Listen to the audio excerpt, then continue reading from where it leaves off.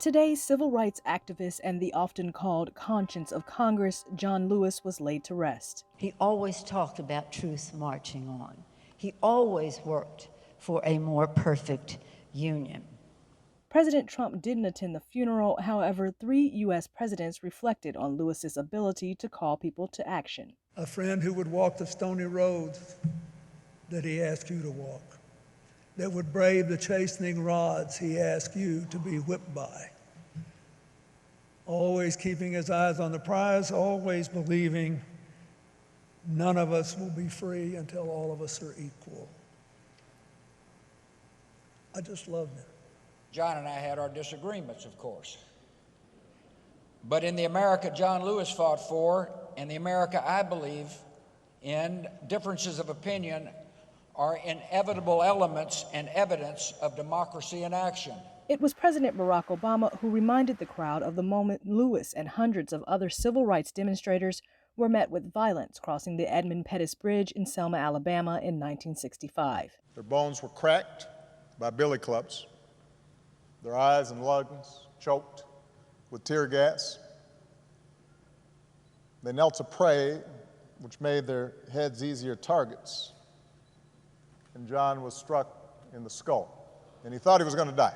He then drew parallels between that moment and what he says is happening today. George Wallace may be gone,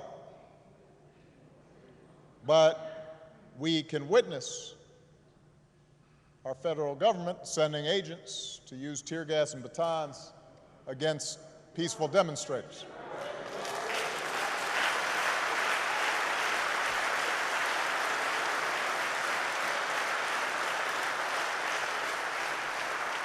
We may no longer have to guess the number of jelly beans in a jar in order to cast a ballot. But even as we sit here, there are those in power who are doing their darndest to discourage people from voting by closing polling locations and targeting minorities. Before his death, Lewis penned an op-ed to be published in the New York Times the day of his funeral. Calling for people to vote and to get into, quote, good trouble, he writes, I heard the voice of Dr. Martin Luther King Jr. on an old radio. He said each of us has a moral obligation to stand up. And from the pulpit of the very church Dr. Martin Luther King Jr. called home, his daughter, Dr. Bernice King, echoed that call.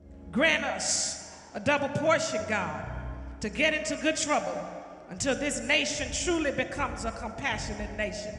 Because as Daddy reminded us, ultimately a great nation is a compassionate nation. Amber Strong, Newsy, Northern Virginia.